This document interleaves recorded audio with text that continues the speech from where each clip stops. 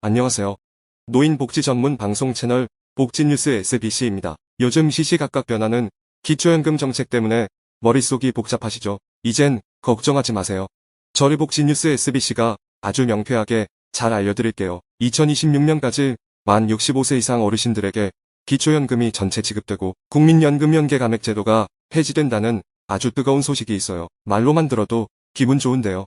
이번엔 과연 실현 가능성이 있는 건지 아니면 흐지부지 될 법안인지 파헤쳐 볼게요. 지난 5월 8일 기초연금 100% 지급과 노인의 대중교통 무료 승차를 노선버스에도 적용토록 하는 노인복지법안 2건이 발의되었는데요. 이번에 발의된 기초연금 일부 개정 법안은 과연 어떤 내용일까요? 현재 기초연금은 신청인의 소득과 재산, 그리고 부채까지 모두 반영한 소득 인정액을 기준으로 지급되는데요. 단독 가구는 202만원, 부부 가구는 약 323만 2천원 이하면 단독 가구는 약 32만 3,200원, 부부 가구는 약 51만 7천원까지 받을 수 있어요. 이번에 발의된 기초연금법 개정안의 첫 번째 내용은 현행 기초연금 지급 대상을 1년마다 10%씩 단계적으로 상향해서 2026년부터는 만 65세 이상 모든 어르신들께 기초연금을 지급하도록 하자는 것이죠. 두 번째 내용은 국민연금을 48만 4,770원을 초과해서 받으면 기초연금이 최대 50%까지 감액되는 국민연금 수급권자에 대한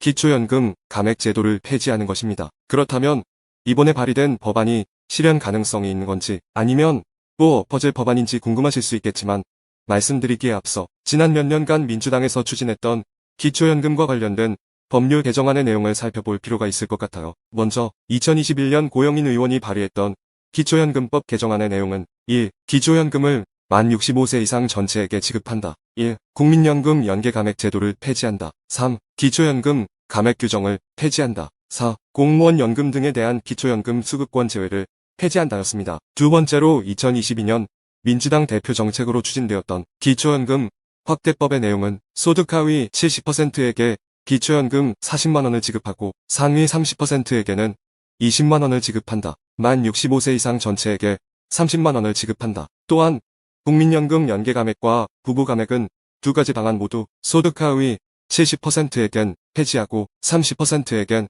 그대로 유지한다였습니다. 하지만 이러한 기초연금법 개정안과 기초연금 확대법은 정부와 여당의 반대와 예산 부족으로 인해 그동안 추진되지 못했던 것이 사실입니다. 이번에 발의된 기초연금 일부 개정 법안 역시 정부 여당의 반대로 인해 국회 본회의 통과가 사실상 불가능할 수도 있습니다. 하지만 지난 수년간 발의된 기초연금에 대한 개정안의 내용이 중복될 경우 국회 보건위원회에서 병합하여 심사할 수도 있고 관심 의원들 또한 증가하게 되므로 오는 10월 공적연금 개혁안이 국회에서 논의될 때 어르신들께 좀 더 유리한 방향으로 진행될 가능성이 높아질 수 있다는 것에서 좋은 소식이라고 할 수 있어요. 한편 이번 기초연금법 개정안을 발의한 김경엽 의원은 개정안이 통과되면 어르신들의 공분을 사왔던 국민연금 연계감액을 폐지할 수 있는 것 이외에도 수급액과 수급 대상 확대로 인해 기초연금 제도가 든든한 노후 보장 제도로 거듭나는 것을 기대하고 있습니다. 이번엔 김 의원이 함께 발의한 노인복지법률안 내용을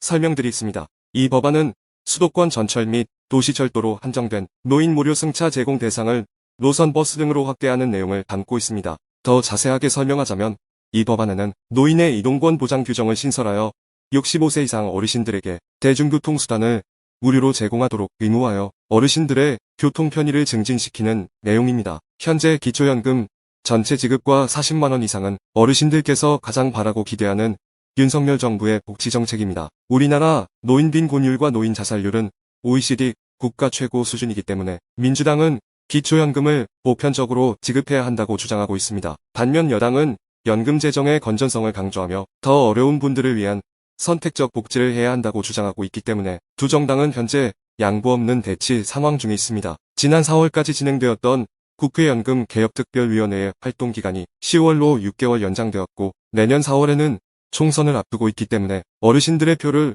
의식한 다양한 포퓰리즘 공약들이 쏟아질 것으로 예상됩니다. 이럴 때일수록 어르신들의 편안한 노후를 위해 국회의원이 발의하는 개정안을 포함한 공약 내용을 더욱 관심을 갖고 지켜보아야 하며 그들이 내건 공약들이 제대로 이행되는지도 꼭 확인해야 할 것입니다. 복지뉴스 SBC도 더 나은 노인 복지 정책이 만들어질 수 있도록 곁에서 항상 응원하겠습니다. 오늘 영상은 여기까지입니다.